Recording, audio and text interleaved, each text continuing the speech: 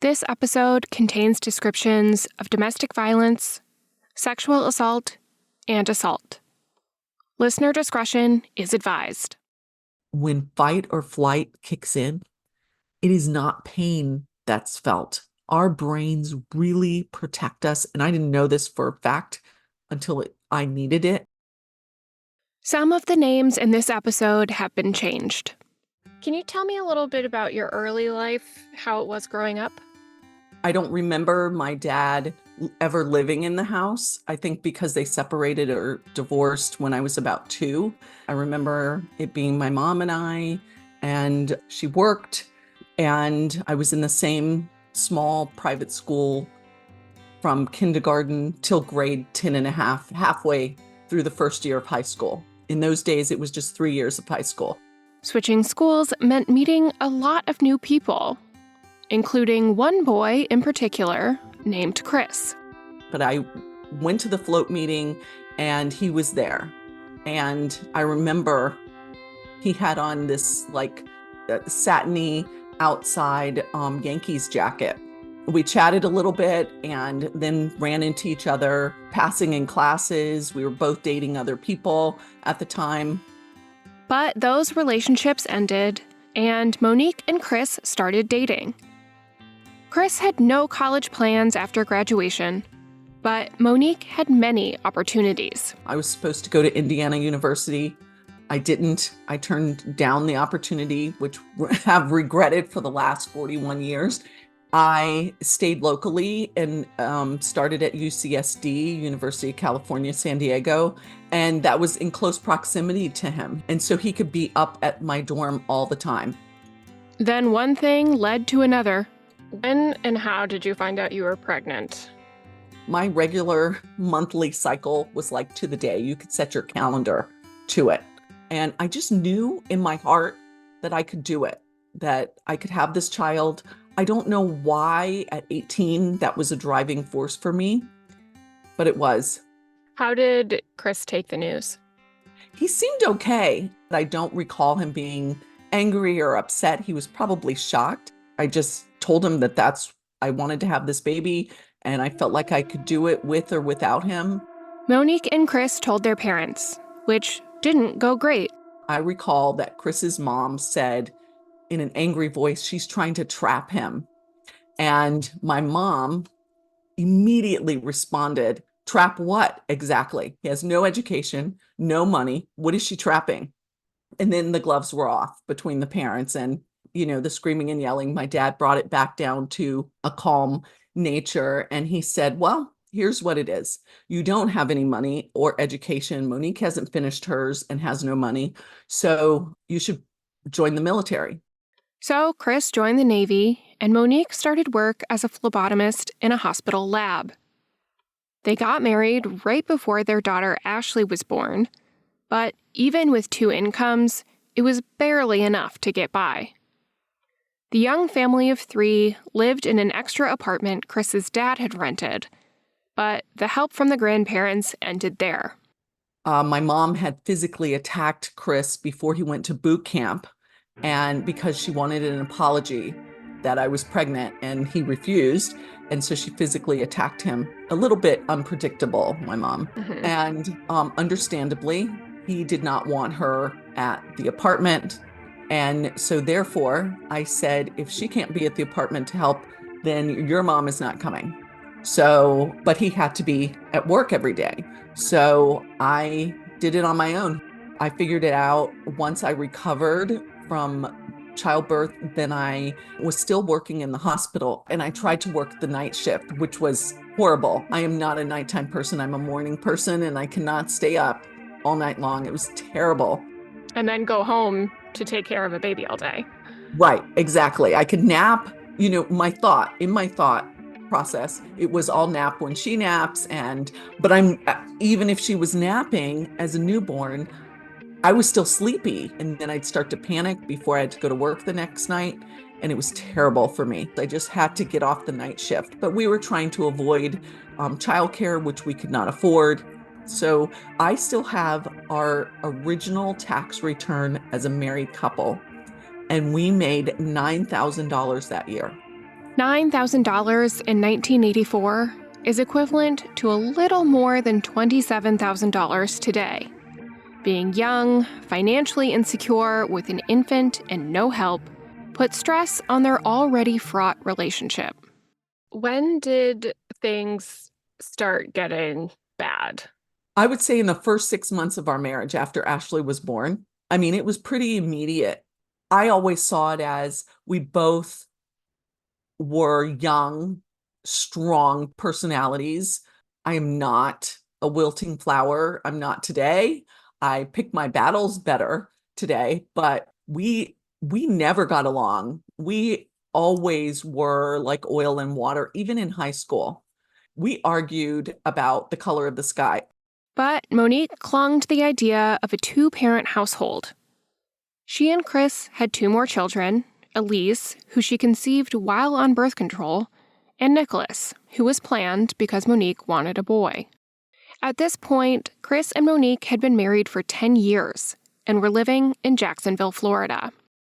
When did you start putting a plan in motion to leave? The first time he was very physical, where we had an argument about money. We were always arguing about bills. We could never pay our bills on time. I was determined to feed the kids, and our finances were just always a mess. And so I remember distinctly he came home from work that day. They were behind on their car payment, and the lender had called Chris's commander to encourage him to pay, which really set Chris off. And he was embarrassed and he was angry. And I said something that set him off, probably sarcastic, that he didn't appreciate. And I remember him throwing me down on the ground and starting to strangle me. And that was the moment, after the panic and the calm, that when I stood up, that was it for me. That I'm leaving. I had no money to leave, but I was leaving with my 3 children. I remembered saying, okay, I'm going to file my tax return, because when you have no money, you usually get a large tax return. And I was going to figure out a way. Monique's father was American Football League All-Star Earl Faison. While very active as a coach and educator in his post-football career, he was not a present father for Monique. My dad was not someone who helped a lot.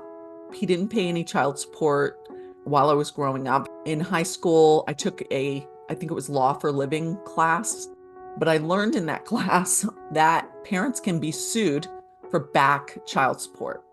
So I called him and told him that I was going to sue him for back child support on behalf of my mom. And that got him to start paying me, I want to say $120 a month. He just was never the type to help people when they needed it. It's just the one person who could have thrown you a life preserver or was best resourced to do that. 100%. He absolutely was, but he would have never said yes, and I refused to give him the opportunity. And people may say, but you didn't give him the opportunity. I asked him enough times to know him and to know that he was not going to help. But if you had a different financial situation, do you think you would have left him sooner? Oh, probably so. But also for years, for decades, I believed that it's better for kids to have 2 parents, and that is just not correct. It's better for kids to have a strong, healthy, loving, unconditionally loving parent, grandparent, aunt, uncle, whoever is raising the children. It's better for them to have one. If it can be 2, that's beautiful. But 2 parents where it's a very unhealthy, hostile, toxic environment is not good for them. But I believed that incorrectly for decades. Though it was months away, Monique told Chris that she was leaving once she got her tax return, and things went from bad to worse. I remember distinctly we had an argument, as we always did, and I remember where I was. I was walking away from him, and he said, "Don't forget, OJ got away with it." I really believe that, we have angels and loved ones who are deceased who are looking out for us and send us messages. And it's like somebody punched me in the gut and said, pay attention. He means it.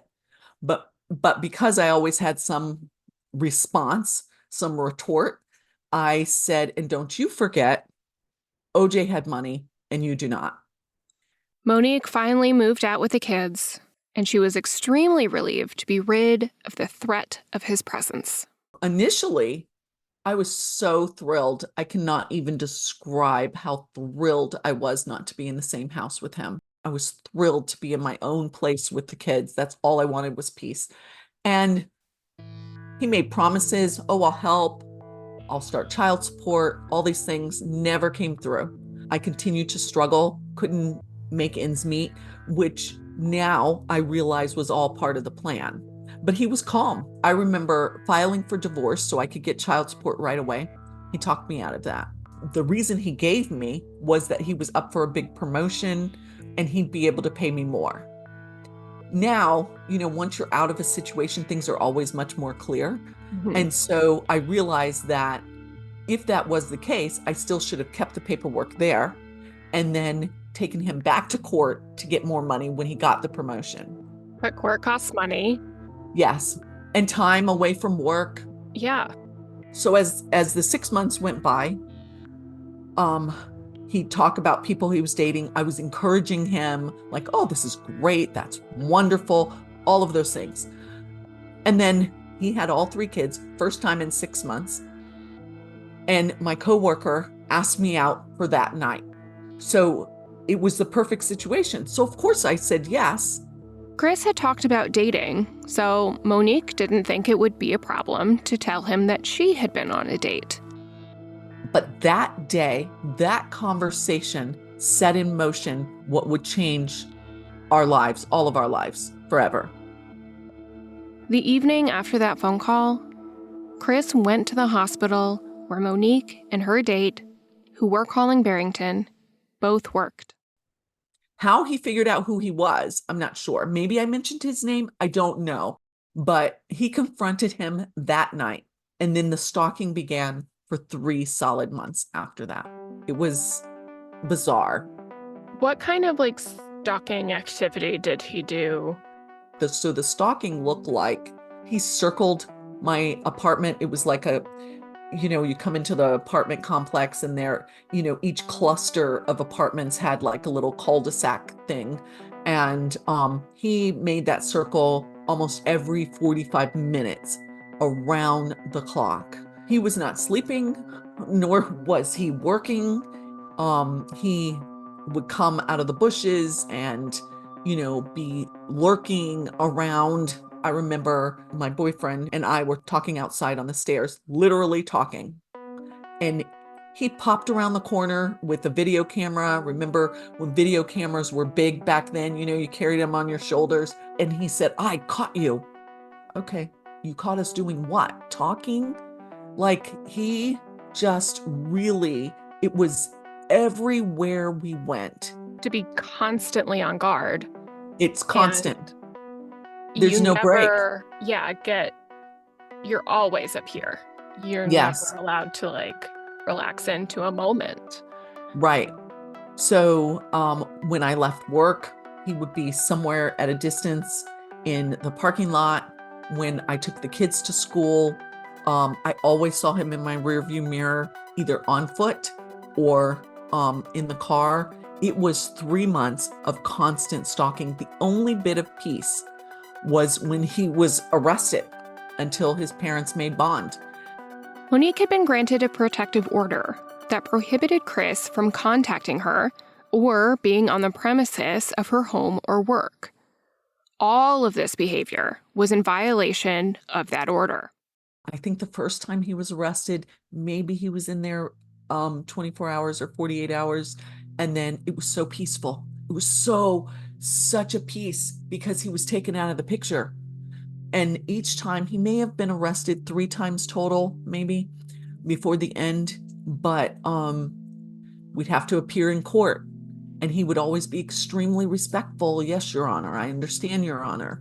The the judge kept getting more and more angry. I remember Judge Ruth got more and more angry at him each court appearance, and he'd leave court and pick up right where he left off. He also took Monique's car, which was in his name. She then bought her own, which made him furious, and then he came for her job. I was working somewhere in Jacksonville, the JCA at the time. The Jewish Community Alliance. I don't know what the conversation was, but he got to my manager and she told me she had to let me go for fear of workplace violence. And she said, Monique, I'm so sorry to do this, but for the fear, for the protection of other employees and people in the building, we have to let you go, and we'll hire you right back when all of this mess is cleared up. It was no secret that the most important things in the world to Monique were her children. So Chris tried to turn Ashley, their oldest child, against her. He was working on Ashley constantly to turn her against me, that your mom's doing these things and it's unhealthy for you guys, and she's wrong and she's cheating and it's adultery. And he tried everything. Monique was at her wit's end. But then October 27th, 1997. That's when everything happened. That morning, she was trying to get her kids in the car to take them to school.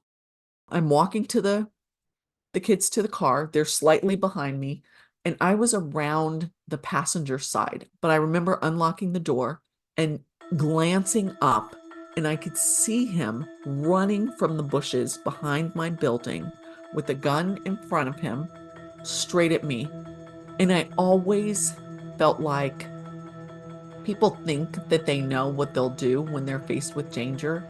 I can promise you, nobody knows until you're in that life-threatening position. No one knows. We all think that we'll plan. We all think we'll react this way.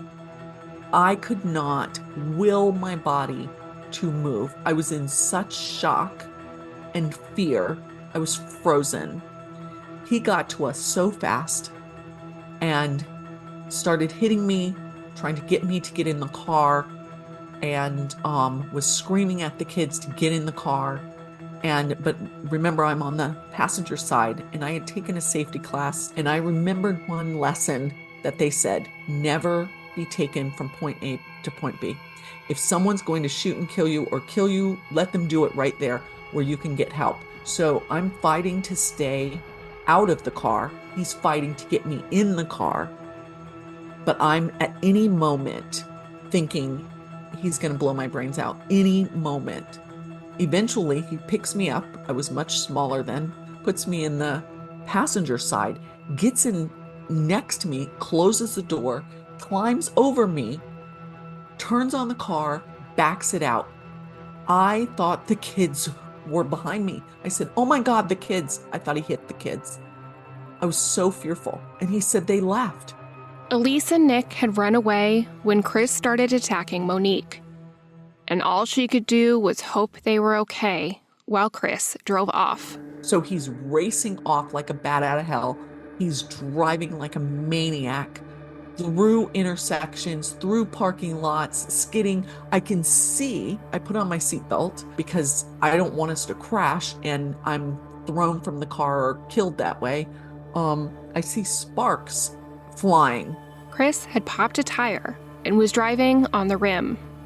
I remember as soon as we were driving straight, before pulling off to change the tire, he elbowed me in the cheek and popped me in the mouth and said, that's for all the devastation you've caused Ashley.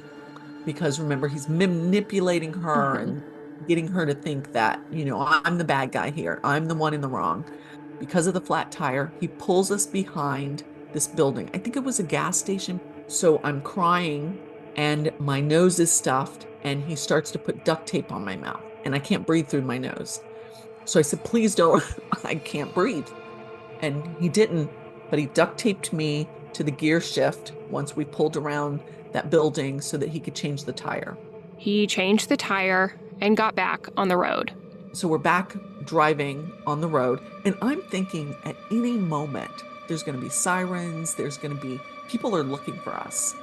He's saying, I just want to talk to you. I'm going to let you go. I just want to talk to you.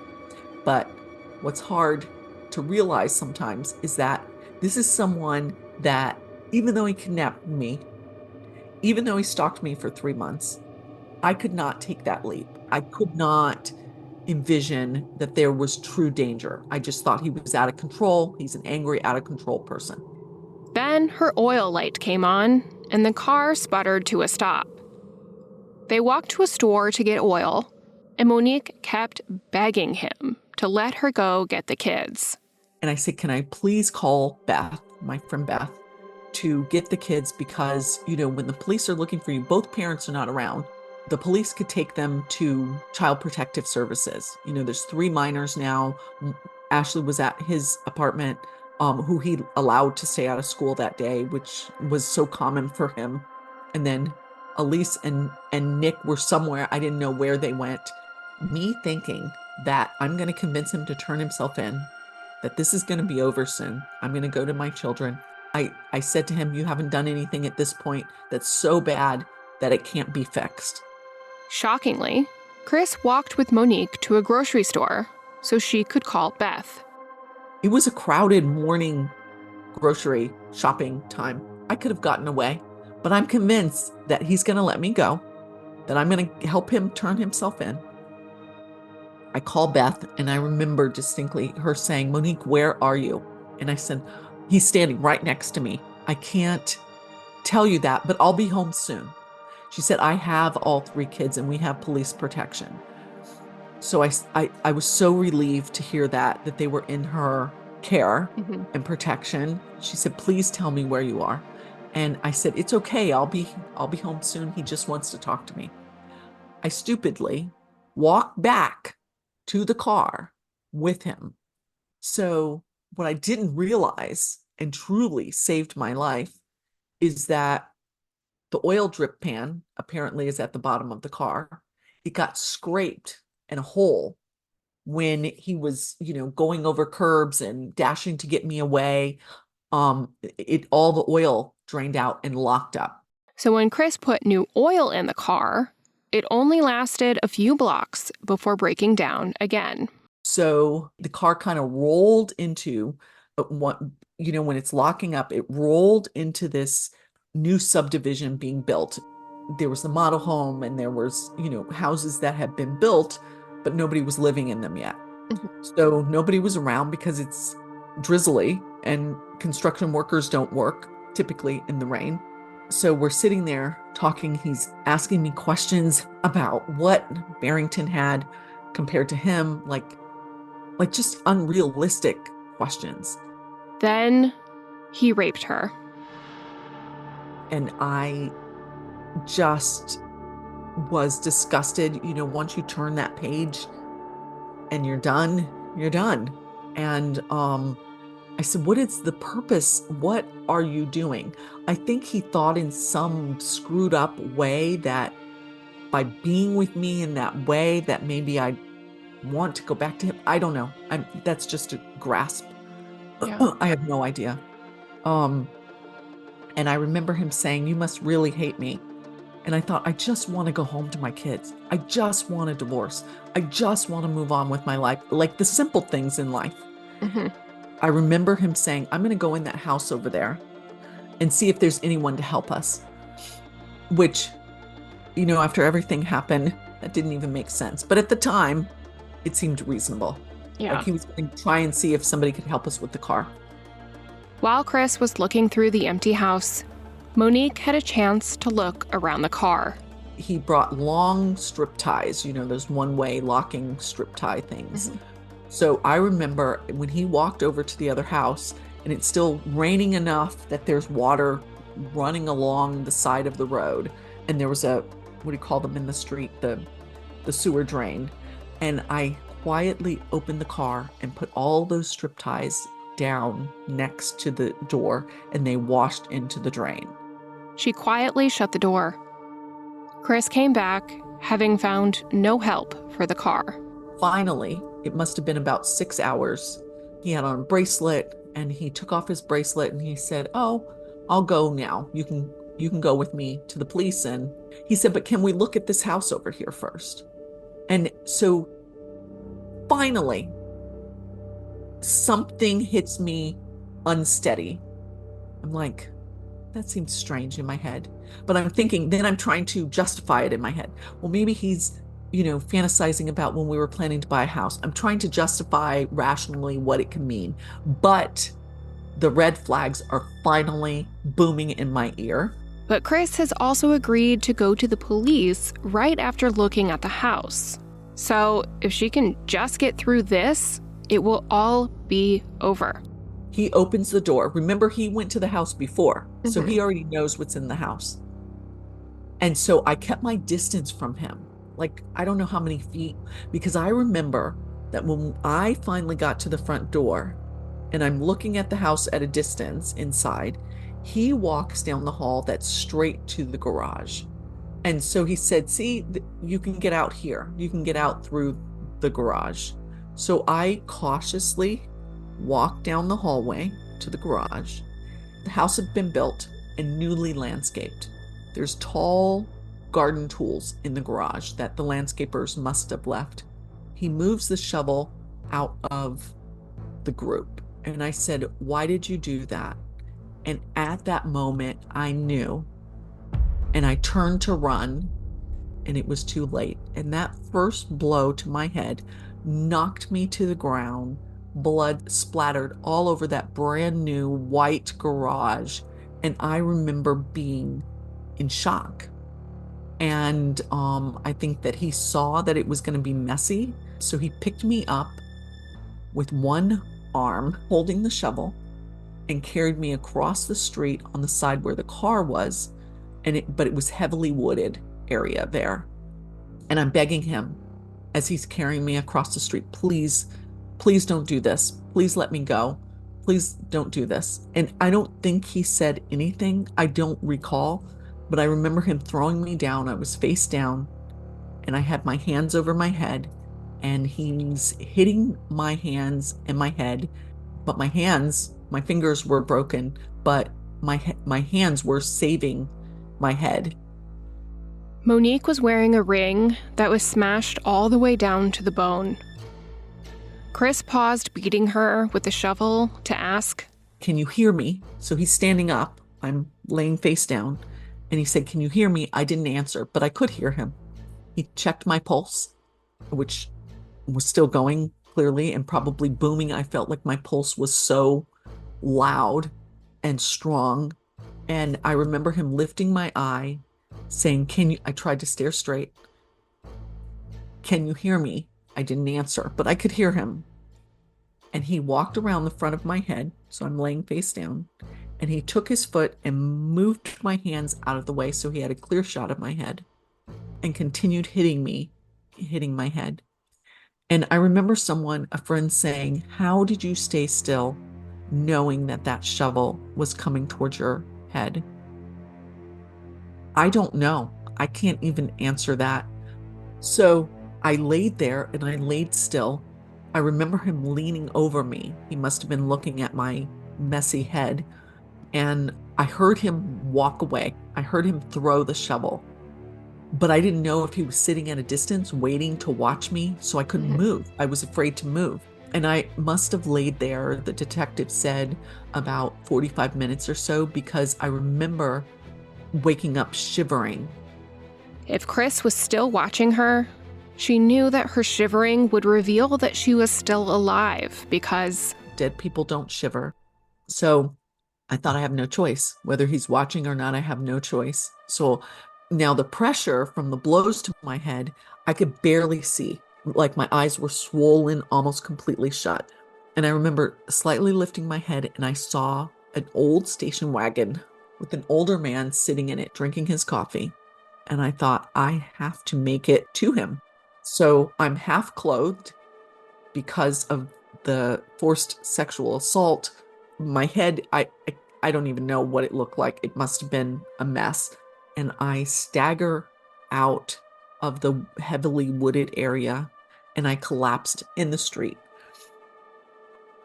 He races out of the car and said, "Stay right there." Not that I was going anywhere, but stay right there. I'll go get you help.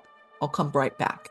And I was so fearful for him to leave me. This complete stranger. I stood up and I said, "Please don't leave me." And I moved my body to his passenger side. And he opened the door and I collapsed in the passenger seat. The man drove her to the model home for the new subdivision and ran inside. He came out with 2 other people, one of which was on the phone with 911.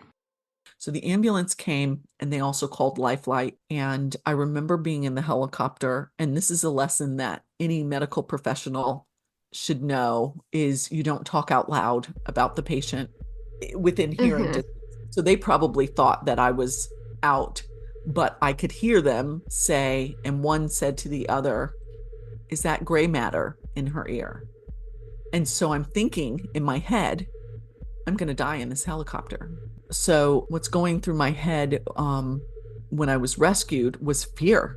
Not just fear that she was going to die from her current injuries, but fear Chris would find her and finish what he started. I know if anybody had called the hospital at that time, they would have been told I was not a patient because they didn't know at that time where he was. Right. And they didn't want him coming to the hospital. But that was my fear. Like, it's hard to even explain the tremendous fear, even though I had an armed guard outside my room and I could see him. I remember waking up from the heavy medication at one point and not seeing him there and being panicked.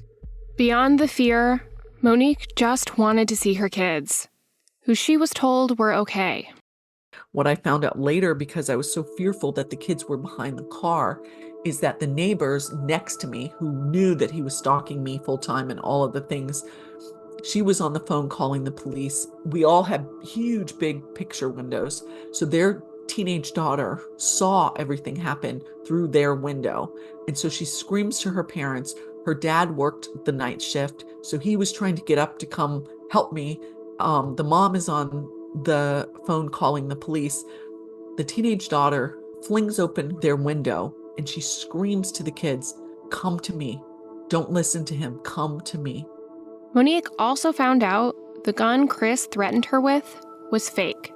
If that had been a real gun, he could have turned and shot her. So without fear of her own safety, she immediately called to them to come to her and to, rescue them. And thank God she did that, because what would he have done with them? I can't even imagine. Like, what was the plan? Yeah. But she screamed to them, don't listen to him. Just come to me. And they did. Elise went and Nick followed. So I'm just grateful every day that she did that. Elise and Nick were too young to visit Monique in the hospital, but Ashley was allowed to come and see her mother. What was it like seeing Ashley for the first time? It was so upsetting for her. I wanted her to jump in and be the great big sister that she is still today. And I said, it's okay. I kept reassuring her. I said, it's okay. I'm okay. Everything's going to be okay. And I think for her, she was young. I think she was 12 at the time. And so she saw immediately the manipulations in the lack of truth that her father, the lies, the things he had made up, and the things that he had done. And she, deals with that guilt. But, I reassured her, months later that it is not your fault. He was the adult. Mm-hmm. He was manipulating. You are the child. It was never your fault. I forgive you for every single thing, not even a question. Don't allow yourself to be tormented with guilt. While Monique was in the hospital, Chris was still at large. Police were staking out his apartment, but he managed to slip inside and grab a butcher's knife and slip out again. Around 3 a.m., Chris was spotted walking in the area by a police officer. Unfortunately, Chris also spotted the police officer and ran into a water tunnel off the road. The officer called for backup, and when it arrived, they called for Chris to come out of the tunnel with his hands up. Instead, Chris came out and ran at the officer with the knife held up high. The officer shot and hit Chris 3 times, in the foot, the chest, and the lower ribs.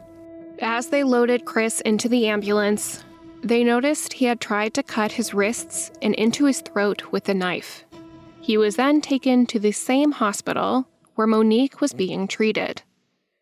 Monique and Chris being in the same hospital meant their families were also in the same hospital. It was a nightmare for the hospital staff.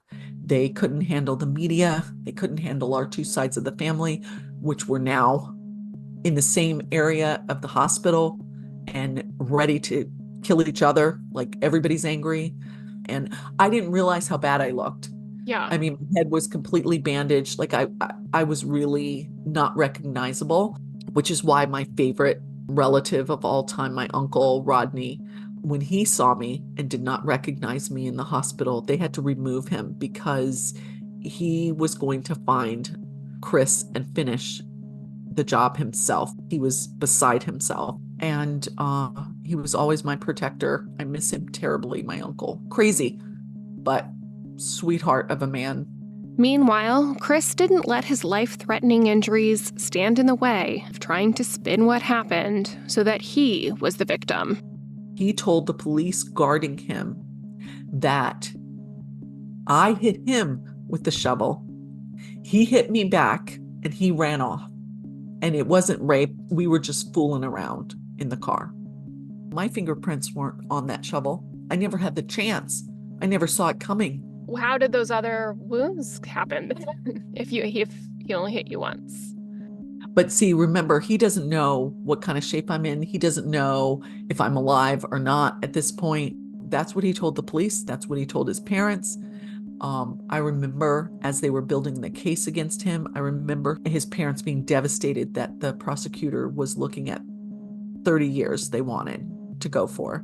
And I remember them calling me, harassing me, begging me not to pursue 30 years. And I wasn't pursuing 30 years. It was the prosecutor's office. Yeah. The state of Florida was prosecuting him, this violent criminal who was clearly a danger to police and a danger to me and our children. I remember distinctly his mom saying, "Oh, he wasn't trying to kill you." And I said, "Well, what was he doing with the shovel to my head then?" And she said, "He was trying to prevent you from getting him to turn himself in like he didn't want to do." And I said, "So he had to hit me multiple times in the head with a shovel to say, no, I don't want to turn myself in?" And so she said, "Yes, he wasn't trying to kill you." And I said, "Oh, then what did he bring the large kitchen butcher knife for?" Mm-hmm. To kidnap me. "Oh, I don't know. That's too horrible to think about," she said. I said, "You're right. It is too horrible. And I think about it every day, what that would have been like if he had used that tool that he had brought." They weren't worried about me. They were worried about their son, if he was going to die, trying to keep him out of looking at 30 years when he was finally out of prison. So Yeah. he was very messed up by the bullets, but they did not, unfortunately, take his life. So Did I don't know how to ask this, but other than like, okay. You can just ask it. yeah, did you want him to die? Absolutely. 100% I did. Life would have been so much easier. And I can't even say that it wouldn't be easier today. I absolutely would lose no sleep if he were to fall off somewhere. It's something that looms over all of us. And it's unfortunate. It would have been easier if he were dead. And I absolutely hoped that he would die. But that didn't happen. The families were getting to be too much trouble for the hospital. And since Monique was in good enough shape, they discharged her after only a few days. Where did you go after the hospital? I went home back to my apartment. My mom, my uncle were there. The community rallied around us. We were getting meals. I never looked at myself in the mirror. I didn't realize how I looked when I first got home.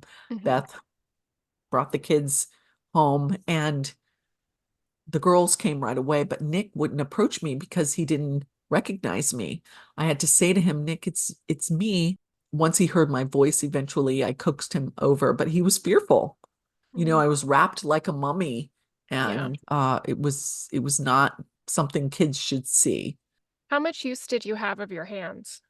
I didn't until I was in these, like, I don't know what you want to call them, like this semi-cast type thing, but so I could use them like this to drive. I took the kids once to school, and a friend at the time, she called me and said, "Monique, can I take the kids for you? No one's ready to see you." And even though I didn't have like bandages, I didn't realize that where I had stitches and staples, that it didn't look good back there. My eyes were still purple, and I Yeah. guess it caught people off guard. And so she volunteered and said, "Can I do this for you?" In other words, you're scaring people. Do not walk in public like this. Monique was an active member in the local Jewish community, and they brought her family meals and groceries. But they also went above and beyond the basics. You got a therapist pretty quickly after that, after this happened. Tell me Yeah. about that decision and the process of finding someone. I didn't even do it myself. The Jewish community right away from Jewish Family Services assigned a therapist to me and Ashley, and one to Nick and Elise, in preparation for what they thought would be a trial, should he survive. I mean, there were so many things that were put in place for us that I never had to ask for, that just everyone was there to support me and the kids and help. So I didn't even have the ability at that time to think about the next step is, therapy we need. There was already one assigned to us. I mean, how were the kids handling the aftermath of all of this? Yeah. There's a sudden loss of a parent that is not dead, but is unaccessible to them, unable to see and visit with them. And suddenly that person's gone, like out of their lives, but not dead. I'm sure that it left them in some limbo, trying to work through why he did this. Luckily for Monique and her children, Chris ended up taking a plea bargain, so there was no trial. He was sentenced to 26 years, a great relief to Monique. But then, The oddest thing, a few years into things, after I had moved my kids to Connecticut from Florida, something, no one told me anything, but some weird gut feeling. I started paying attention to my gut after this incident, by the way. I had this weird feeling about Chris, and I was fearful that he had broken out of prison, and I'm a news person. I'm obsessed with the news, so I would have seen that, but logic doesn't take over when fear, it's hard to be logical in a fearful place. So I called the prison, and they look him up, and I just needed reassurance that everything was okay.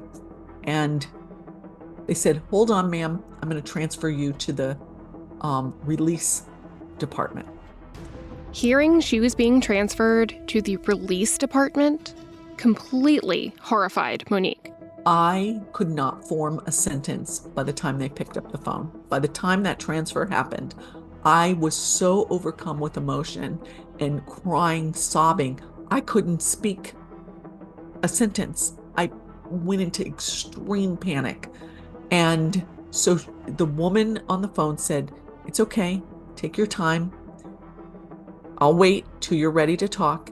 And finally, I could get it out, like, where is he? Like, why did they transfer me to the release? What it was is he was in court. And anytime someone leaves the prison for any reason to appear in court, whatever, go to the hospital, whatever it is, it's considered a release, but it's technically not a release from prison. But I didn't know that. How would I know that?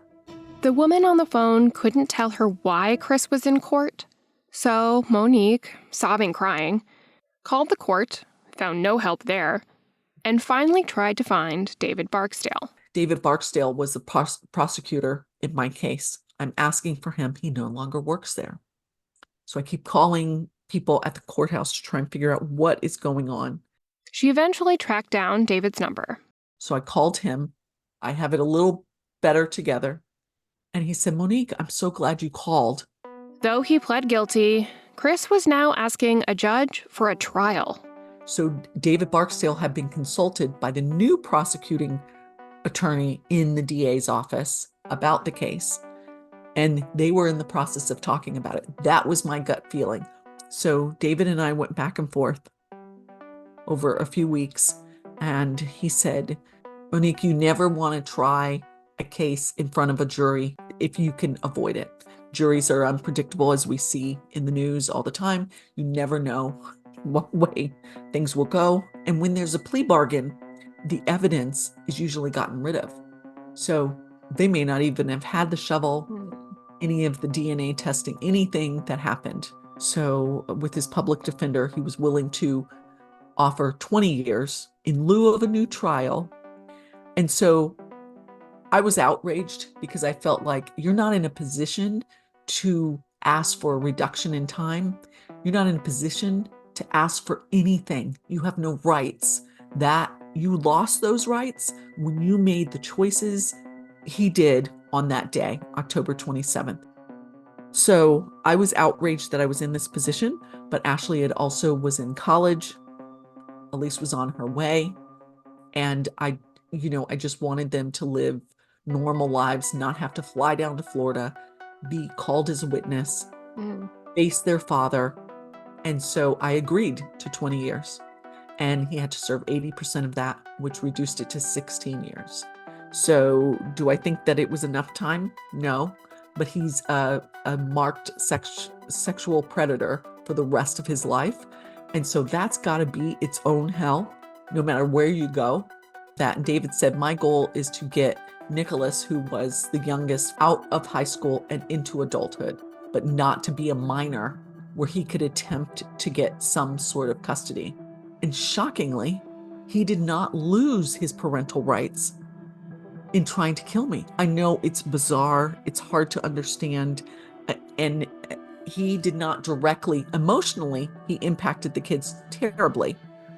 And that should go against a parent too. Emotional abuse is just as impactful and dangerous as physical abuse. Yeah, But and he wielded a knife against you with the kids present. Yes. But he did not lose his parental rights. I know. It's shocking.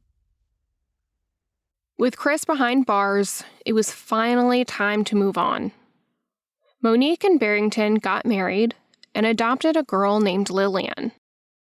How quickly did you get married? Oh, very fast after, because I don't believe in living together with children, which I think in retrospect too was just old fashioned. He was committed. He was committed to me and he was committed to the kids. Would I make a different decision today? 100%. But we should have just lived separately and seen if not under duress, as we had our whole relationship, we would still be interested in being married. And I'm sure the answer would have been no. I think the reality, though, he was just too young. The reality of raising children is difficult. And it just, and again, we didn't have the money we needed. And, so. Yeah. So the financial issues are still there. Raising kids is hard, but also. He started to cheat. And the first time he cheated, I was devastated, completely devastated, broadsided. I used to pray that Chris would cheat, that some woman would come along and he'd run off into the sunset with her. When it happened with Barrington, I was completely broadsided, completely caught off guard. Although a marriage therapist, I remember her saying, no one's caught that completely off guard. You must have seen it coming. I really didn't. What I learned from that relationship is I am not the person that can move forward past a cheating incident. I'm not. I can't. And so no matter how many books you read and how many, logically you think, you can work together, and some couples come out stronger on the other end. That is fantastic. That is not me. Yeah. I have to walk away because I just am not forgiving in that way.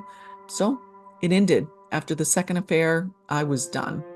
I kind of blame myself for that marriage. One, I should have never married. I didn't need a second parent. I just needed myself for all of us to heal. Then, Chris was released in 2014. It was panic everywhere. Is that lasting, the panic? Oh, trauma never leaves us, never leaves us. There are moments that people don't even realize what's happening in my head that I worry about. Some things that are, disturbing thoughts. And often what they are is that someone's going to try and kill me, push me off something, or try and kill me. It's not him, it's just someone. But when he was getting out, I started seeing a PTSD therapist who is just fantastic.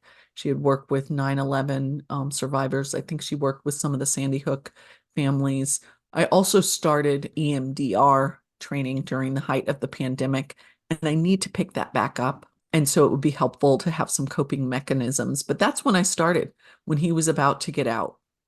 It's just scary. Like, we have alarms and cameras, and I've had that for decades, and a dog, and all of those things. And it's never enough. There's never enough security. The one thing the prosecutor in my case would not allow is for him to get rid of during the plea. There's all sorts of negotiations that go on. He would not allow him to drop the sexual assault part of the plea bargain because he always wanted me to be able to track him, which was very wise in retrospect. So, because I do track him and keep up with where he might be living. I mean, given all of this, how do you deal with anger? Just not letting that take over. No, I mean, it sounds very cliche that no one's guaranteed, the next day, but we really are not. Life can change on a dime, an accident, anything. And it's truly, really important that those that we love know that we love them and that we'll always be with them. And so that's how I don't get self-absorbed. I'm still trying to learn and grow and enjoy my life and work and be a productive citizen in the world. We do have this looming gray cloud, though, over us from my first ex-husband. I don't think he would pursue me again after his freedom because I have a lifetime injunction for protection. He could go immediately back to prison.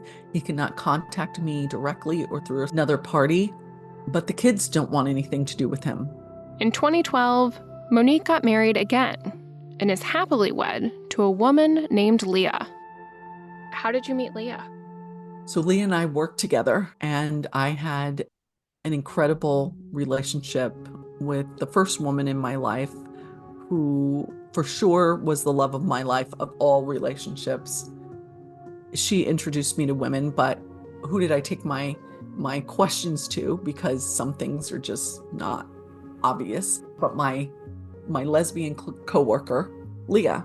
So I took some questions to her. We were close friends enough to ask her some questions, and we developed this friendship and were friends, and then, became more and got married. What happened to the other woman? Oh, no, we broke up, and that was devastating for a variety of reasons. I just won't go into the details of why that didn't last, but definitely the love of my life. And having experienced that, I am satisfied for the rest of my life that I had this exceptional time, 26 months with this person. And I love my wife. I'm sure she has another love of her life, but we can be married to someone else and recognize that once in a lifetime experience was a gift, truly a gift. How does Leah feel about you calling another woman the love, or like another person, the love of your life? I think she I think she understands that I'm sure that she calls someone else the love of her life too. Because we love each other, we're committed to each other. And so it doesn't take away from our relationship. I think there's an unrealistic expectation that the relationship that you're in has to be the one of your lifetime. And it's just not. It's a good marriage. We're committed. My children have grown to love her over the years, and my grandchildren absolutely adore her. And so I think she accepts it for the way that it is. I know that I'm not the love of her life, and I'm okay with that. Obviously, Monique has lived a very interesting life. So her friends convinced her to write a book. In 2019, she published her memoir, Playing Dead, a memoir of terror and survival. So I tried by myself at first, and I was writing it like a police report. This is this, and and eventually, after about 4 years, I hired a professional co-writer, Gary Krebs. He has over 30 years of publishing experience, so he knows what should stay and what should not. The day it was published, I felt like I was going to have a heart attack. Like, this is so private and personal to me and the kids, really about the kids. I really wanted to protect them. They supported me in writing it, but, I worry there's this embarrassing thing that happened, and will people judge them for it? And, yeah. How did specifically Ashley handle it? She, like Nick and Elise, were supportive, but I think there's always a sense of, discomfort. This was their father. Like, it's one of those things, it's like the skeleton in the closet. Mm-hmm. I really worry about Nick as a man. He's 31 now, that someone's going to judge him one day or think he's like his father, and thankfully he's nothing like him. He's a warm, loving person. I worry that, some future in-law family is going to judge him for the sins of his father. So, well, hopefully before they learn the story, they'll already know him quite well. Yes, to be able to not do that. Yeah, I hope so too. The lessons from the story is for people to follow their gut. Really important. Don't be embarrassed. Like, if you feel uncomfortable and you turn around from a situation, don't be embarrassed that your gut is giving you something. Act on it. It's okay if you're wrong. Best to follow your gut. People need to realize things can change, that people are not always what they seem. At signs of danger, save yourself and or your children, of course. But I had a couple of times where I could have gotten away and I didn't, because I wasn't aware. At least be aware of what domestic violence looks like. I thought that domestic violence was, broken bones and black eyes and that type of thing. But our relationship, though toxic and hostile, was not violent until the end. And so that's what I think is really important. Did he have the potential? 100%. He absolutely did. But I didn't realize it at the time. I didn't realize I was in danger. And also, just to be cautious in a breakup, any breakup, man or woman. Women can be dangerous too, just like he was. And just be cautious.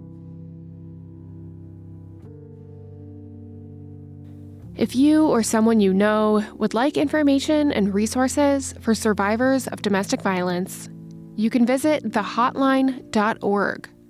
Call 1-800-799-SAFE or 1-800-799-7233 or text 88788. This is Live to Tell. I'm Caitlin Van Mall. You can follow the show on Instagram and TikTok at Live to Tell Podcast. If you enjoyed today's episode, please rate, review, and subscribe. It really helps the show. I'll see you in 2 weeks.